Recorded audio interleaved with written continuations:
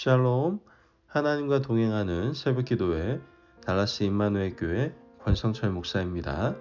오늘도 하나님과 동행하며 풍성함을 누리시는 저와 여러분 되시길 주님의 이름으로 축복합니다.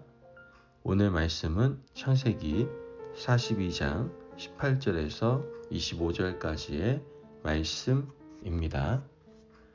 사흘 만에 요셉이 그들에게 이르되 나는 하나님을 경외하노니 너희는 이같이 하여 생명을 보전하라.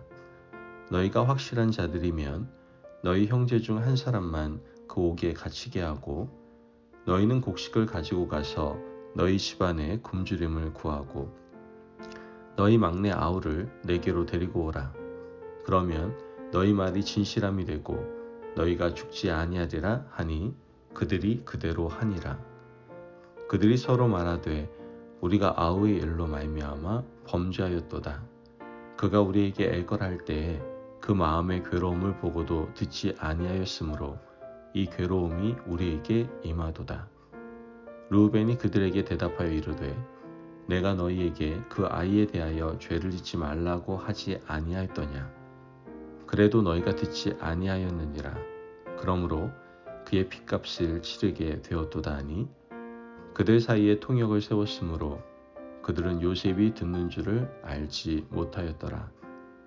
요셉이 그들을 떠나가서 울고 다시 돌아와서 그들과 말하다가 그들 중에서 시므온을 끌어내어 그들의 눈앞에서 결박하고 명하여 곡물을 그 그릇에 채우게 하고 각 사람의 돈은 그의 자루에 도로 넣게 하고 또 길 양식을 그들에게 주게 하니 그대로 행하였더라. 아멘. 하나님의 말씀입니다. 우리는 평안할 때나 어려울 때나 어떤 상황이든지 항상 하나님을 찾고 기도 생활을 해야 된다는 것을 너무나 잘 알고 있습니다. 하지만 대부분의 경우 평안할 때는 하나님을 잘 찾지 않습니다. 인생에 넘어가야 될 산이 있고 건너가야 될 강이 있으면 그 산과 강을 앞두고 하나님께 간절하게 엎드리는 것이 인간인 우리의 속성이다라는 것이죠. 오늘 본문에 나오는 요셉의 형들도 비교적 평탄한 인생을 살아왔습니다. 그런데 이들에게 가장 큰 위기와 어려움이 닥치게 됩니다. 그러자 그들은 평소와는 다른 사고와 다른 생각을 하게 되죠. 야곱의 가족들이 사는 곳에 기근이 닥쳤습니다. 야곱의 집도 예외가 아니어서 먹을 양식이 떨어지고 말았죠.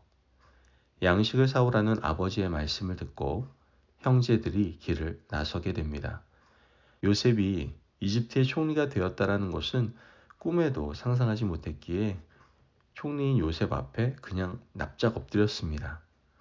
엎드린 형들을 보자 요셉은 금방 알아보게 되죠. 요셉은 형들에게 간첩이라는 누명을 씌우게 되고 이렇게 말합니다. 너희들이 간첩이 아니라면 이 자리에 없는 막내 동생을 데리고 와라. 데리고 올 동안 한 명을 인질로 잡아두겠다. 이렇게 말하고 3일 동안 모든 형제들을 감옥에 넣어놓습니다. 요셉의 형제들은 살면서 감옥에 처음 들어가 봤을 겁니다. 베냐민은 집에 있고 10명의 형제들이 왔는데 10명 모두 감옥에 들어갔습니다. 딱 3일 동안 말이죠. 3일 동안 감옥에서 어떤 생각을 했을까요? 이들이 감옥에 들어가서 수많은 생각을 하지 않았겠습니까? 타국에 곡식을 사러 왔다가 감옥에 갇혀서 영영 나오지 못하는 건 아닐까? 우리가 이러다가 여기서 노예로 살다가 죽는 것은 아닐까? 수많은 걱정과 염려가 그들 생각 속에서 지나갔을 겁니다. 요셉은 3일 동안 가두어 두었다가 풀어주게 됩니다. 그 후에 요셉이 한 사람을 여기다가 남겨두라고 말을 하죠. 이때 이들의 반응이 어떻습니까? 오늘 본문 21절 말씀을 보면 그들이 서로 말하되 우리가 아우의 일로 말미암아 범죄하였도다. 그가 우리에게 애걸할 때 그 마음의 괴로움을 보고도 듣지 아니하였으므로 이 괴로움이 우리에게 임하도다. 사흘 동안의 감옥 생활이 형제들에게 가져온 첫 번째 변화는 자신을 돌아보게 했다는 겁니다. 지금까지 형제들 사이에 요셉에 대해서 말한다는 것은 그들 사이에서 금기였을 겁니다. 자기들끼리 짜고 요셉을 팔아버리지 않았습니까? 그리고 아버지에게는 짐승에 잡혀 죽은 것 같다라고 말을 했죠. 이러한 진실을 말한다는 것 자체가 그들에게는 이미 금기였을 겁니다. 그러나 그들 인생에 예상치 않은 고난이 닥쳤습니다. 3일의 투옥 후에 그들이 스스로를 돌아보게 된 것이죠.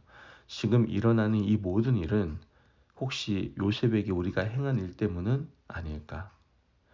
여러분, 고난이 유익한 이유는 바로 나 자신을 돌아보도록 만들어주기 때문입니다. 내가 어디에서 문제가 생겼는지 자신의 삶을 하나하나 반추해 보도록 만들어준다는 것이죠. 평안할 때는 자신의 삶을 돌아보지 않습니다. 그런데 돌부리에 걸려서 무릎이 살짝 깨어지기만 해도 우리는 과거를 약간은 돌아본다라는 것이죠.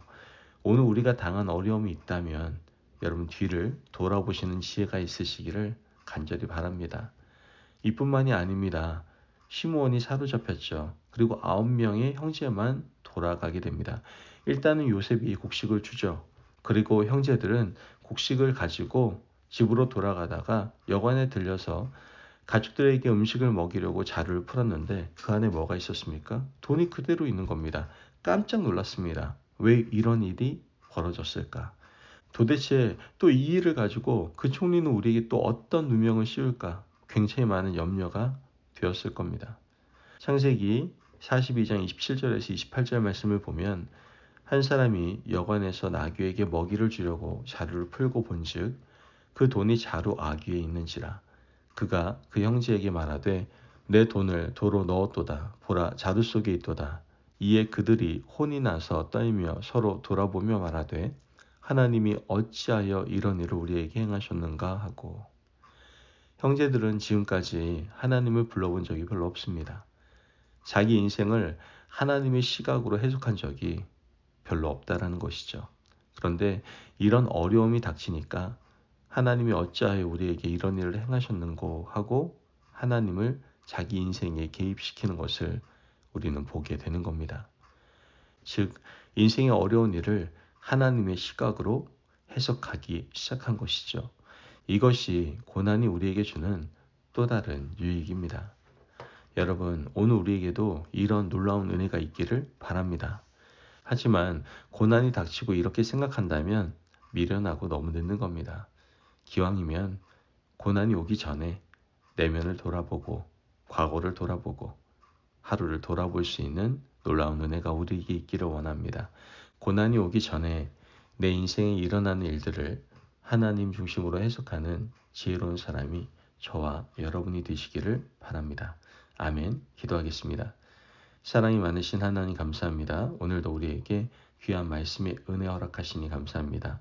하나님, 오늘 말씀을 통해서 고난을 통한 유익에 대해서 깨닫게 해주시니 감사합니다.